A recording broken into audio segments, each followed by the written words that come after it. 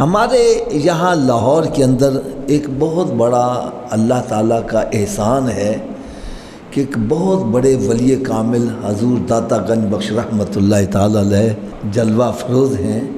میں کہتا ہوں لاہور والوں کی بہت بڑی خوش بختی ہے، بہت بڑی خوش بختی ہے۔ اور ہم تو یہاں لاہور میں رہتے ہیں، ہمیں قدر نہیں ہے۔ یقین جانو وہاں کئی ایسے بندے ہیں جو بائی ایئر جمعرات کے جمعرات وہاں حاضری دینے کے لیے بڑی بڑی دور دراز سے آتے ہیں، بڑی بڑی دور۔ اور تو اور رہ گیا یار، حضرت خواجہ معین الدین چشتی اجمیری رحمۃ اللہ کہاں سے چلے اور یہاں آ کر چلہ کیا۔ ان کی چلہ گاہ آج بھی موجود ہے۔ اور خواجہ معین الدین چشتی اجمیری رحمۃ اللہ کون ہستی ہیں جنہوں نے 90 لاکھ غیر مسلموں کو کلمہ پڑھایا ہے۔ کتنے جی؟ 90 لاکھ غیر مسلموں کو کلمہ پڑھایا ہے، اور ان کو جو فیض ملا ہے داتا حضور سے ہی ملا ہے۔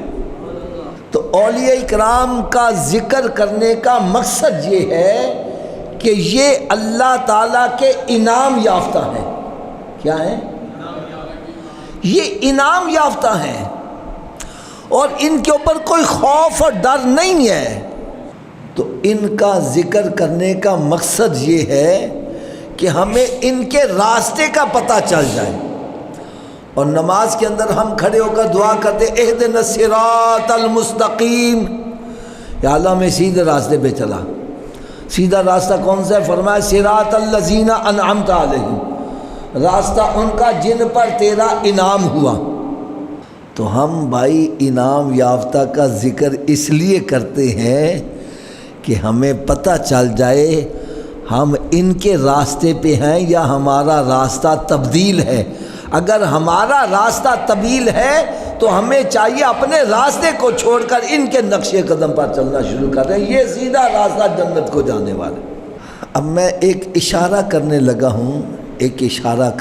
ہوں، خواجہ معین الدین چشتی اجمیری رحمۃ اللہ تعالیٰ علیہ، جنہوں نے 90 لاکھ غیر مسلموں کو کلمہ پڑھا کے مسلمان کیا، ان کے انعام یافتہ ہونے میں شک شبہ ہے؟ اونچی بولو، یہ انعام یافتہ ہے نا۔ تو یہ داتا حضور رحمت اللہ کے مزار شریف پر انہوں نے حاضری دی، ان کا چلہ گاہ وہاں موجود ہے۔ آپ نے وہاں چلہ کیا تو پہلا پتہ تو یہ چلا کہ مزارات پر، اللہ کے نیک بندوں کے مزارات پر حاضری دینا یہ انعام یافتہ لوگوں کا کام ہے۔ جو اس سے منع کرنے والے ہیں وہ راستے سے ہٹے ہوئے ہیں۔ یہ ہے مقصد اولیاء اکرام کا ذکر کرنے کا۔ اور دوسرا پتہ یہ چلا کہ کچھ لوگ یہ بھی کہتے ہیں ایک قبراں تو کی لابداوے، میں صحیح کہہ رہا ہوں غلط کہہ رہا ہوں؟ وہ کہتا ہے یہ اللہ تعالیٰ معاف کرے، یہ مر گئے، بعد مٹی مل گئے، ختم ہو گئے، ان سے تمہیں کیا ملتا ہے، یہ قبروں سے کیا ملتا ہے۔ اور کچھ تو اللہ تعالیٰ معاف کرے، اللہ تعالیٰ معاف کرے، اس قدر زبان دراز ہوتے ہیں۔ وہ کہتے ہیں جی کافروں پر مشکل آتی تھی تو وہ بتوں کے پاس جاتے تھے، تم اللہ کے ولیوں کے پاس، دونوں میں فرق کیا ہوا؟ میں نے کہا بھائی فرق یہی ہے، وہ اللہ کے دشمنوں کے پاس جاتے تھے، ہم اللہ کے دوستوں کے پاس جاتے ہیں۔ اور والد کے دوست کے پاس اگر آپ چلے جاؤ تو والد صاحب کو پتہ چلے یہ میرے دوست کے پاس گیا ہے، والد خوش ہو جائے گا۔ اور اگر والد کو پتہ چلے یہ میرے دشمن کے پاس چلا گیا ہے وہ ناراض ہوگا۔ ارے یہ اللہ کے ولی ہیں، اللہ کے دوست ہیں، ان کے پاس جانے سے رب تعالیٰ خوش ہوتا ہے۔ اور جو بت ہیں وہ اللہ تعالیٰ کے شریک ہیں، وہ دشمن ہیں، ان کے پاس جانے سے رب ناراض ہوتا ہے۔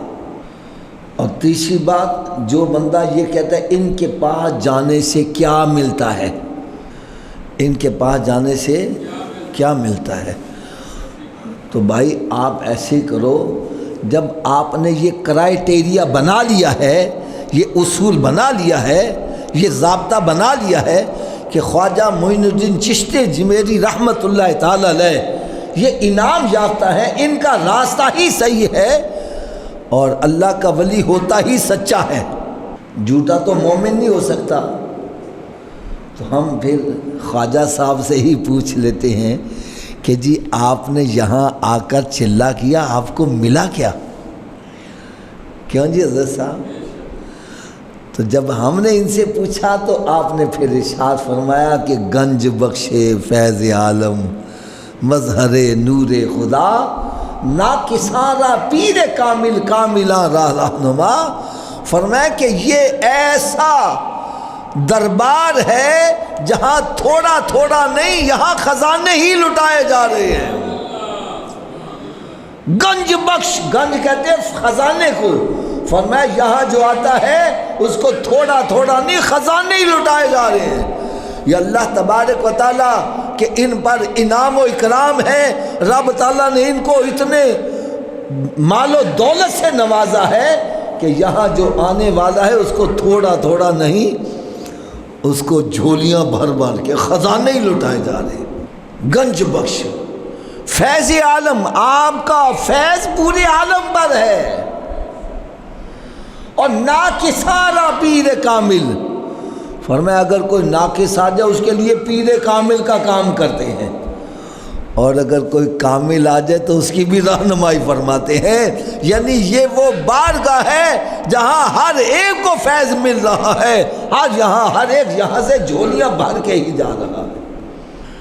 یہ وہی بارگاہ ہے جہاں سے میاں شیر محمد صاحب رحمۃ اللہ تعالی علیہ فیض یاب ہوئے۔ بلکہ اور تو اور میں اور آپ کو کیا بات بتلاؤں، پیران پیر روشن ضمیر 11ویں والے پیر غوث اعظم رضی اللہ تعالیٰ عنہ، آپ نے بھی یہاں حاضری دی۔ آپ نے جب یہاں حاضری دی تو آپ نے جب یہاں پر انوار و تجلیات کی برسات دیکھی تو آپ نے یہ ارشاد فرمایا اگر یہ داتا حضور میری بظاہر حیات طیبہ میں ہوتے تو میں ان کو اپنا پیر بنا لیتا۔ یہ کون کہہ رہے ہیں؟ جو ولیوں کے سردار ہیں، پیروں کے پیر، کہ غوث اعظم درمیان اولیاء چو محمد درمیان انبیاء، جس طرح میرے آقا صلی اللہ علیہ وسلم کا انبیاء اکرام میں مقام سب سے افضل اور اعلیٰ ہے، اسی طرح غوث اعظم کا سارے ولیوں کے اندر مقام افضل اور اعلیٰ ہے۔